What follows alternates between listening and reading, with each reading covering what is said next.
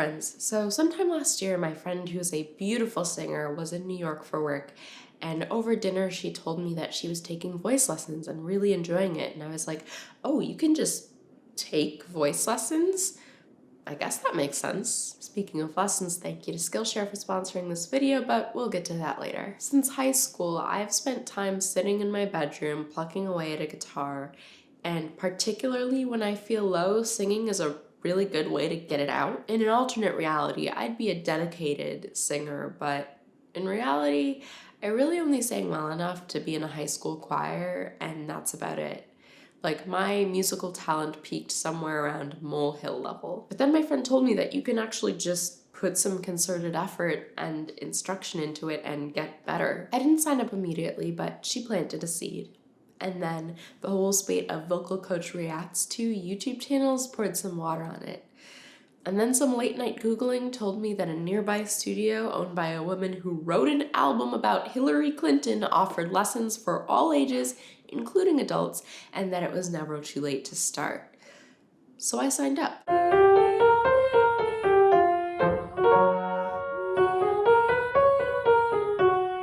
I put a deposit down online for the 6-week summer term, knowing that I'd missed the first week for VidCon 2018, so at the very least I could survive 5 sessions.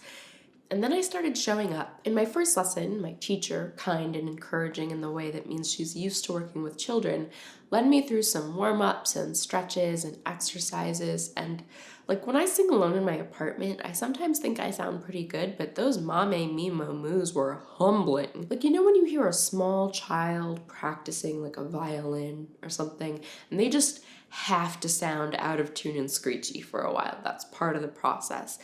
That's how the voice works too, or at least mine did. Over the course of our 5 lessons, Juliet showed me how to do things like place my voice more forward, which doesn't make any sense until you feel it up there in your nose.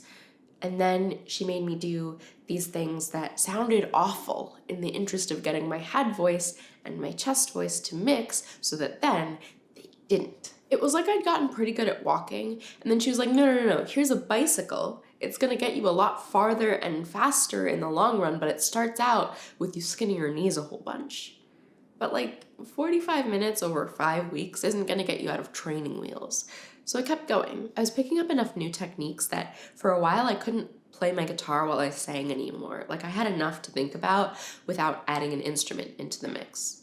So then I started getting used to singing along to piano. Like, I stopped bringing in handwritten lyrics with guitar chords above them to my lessons and started picking out songs that were actually meant to be accompanied by piano. She said that I had a good voice for jazz, which I will never try to read anything into and forever take as only a compliment. Some weeks were up and some were down, and usually the up weeks were the ones that I practiced every day between lessons.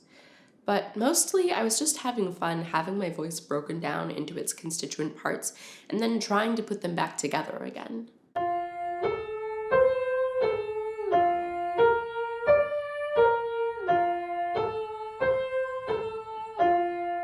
And then sometime after Thanksgiving, she asked what song I wanted to sing for the end of semester performance. Which what? I wasn't planning to what? I said no, I absolutely wasn't doing it. And she was like, you don't have to, but like, I think it would be nice if you did. And that like, I'm not mad, I'm just disappointed voice just stuck with me for 3 weeks until I was like, fine, I'll do it. I'll perform. My teacher suggested this Billie Eilish song that I'd brought in earlier in the fall, and we switched to working on that exclusively. We didn't really fine-tune it much in those last few weeks, but she did start singing harmony on the choruses, and I worried that that meant A, that she thought I couldn't improve it in the final stretch, and B, that she thought I wasn't strong enough to carry it alone.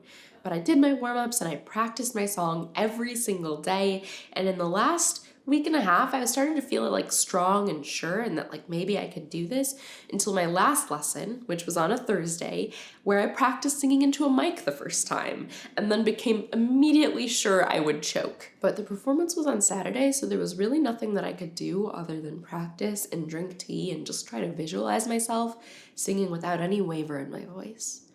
Then Saturday came and I woke up and got dressed and did a volunteer call with a prospective state legislature candidate, and then walked to the performance space.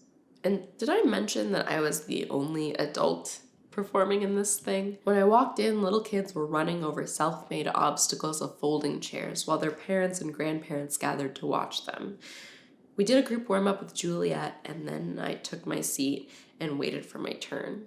The program started off with a tiny child plunking out Ode to Joy on the piano, while I panic texted my girlfriend who was running late, making her assure me that she would show up for moral support. I was the very last performer in the program, so I watched a family FaceTime in some grandparents to watch a middle schooler play guitar, and a very talented teen play ukulele and sing like an adolescent Sarah Bareilles, and then a kid who was like a younger me with black eyeliner singing a Panic at the Disco song. It felt like it went so fast, which it did. It was only like 30 minutes long because some kids were out with the flu. So then I took the stage to sing.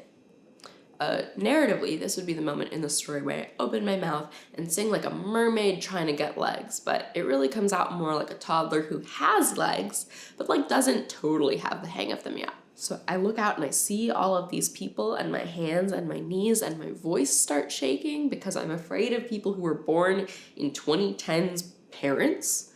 So I close my eyes and I start to recover a little bit. It only went okay, but I didn't get eaten by sharks. On the walk home, my girlfriend bought me tacos and we watched The Good Place and did a couple of crossword puzzles before she had to bike home, and my life continues on.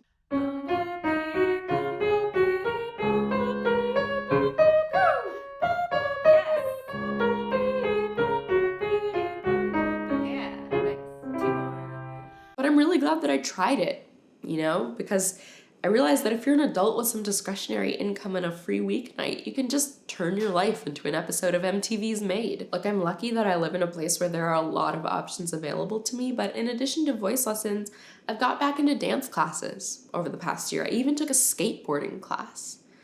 And yes, voice lessons were really expensive. That's why I could only do it for 6 months.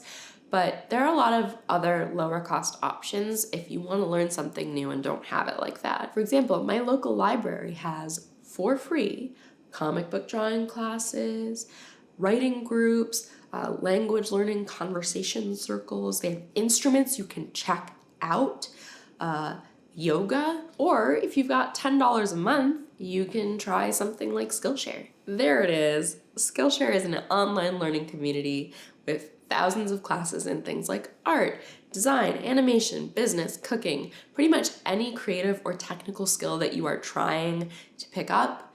I checked. There are a ton of voice lessons on there too, so you could try out a bunch of different teachers and figure out who you like best. Skillshare Premium membership gives you unlimited access to all of the classes that they offer from creative experts. But if you want to try it for free first, if you're one of the first 500 people to sign up with my link in the description, you get 2 months of premium. So why not, right? It'll be fun. Did you know that you can just decide to go learn things and then learn them?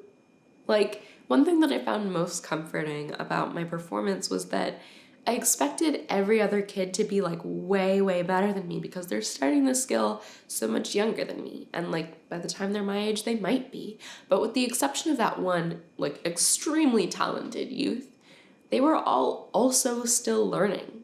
And you could hear that they were learning, just like me. Having incredible natural talent is kind of a lie.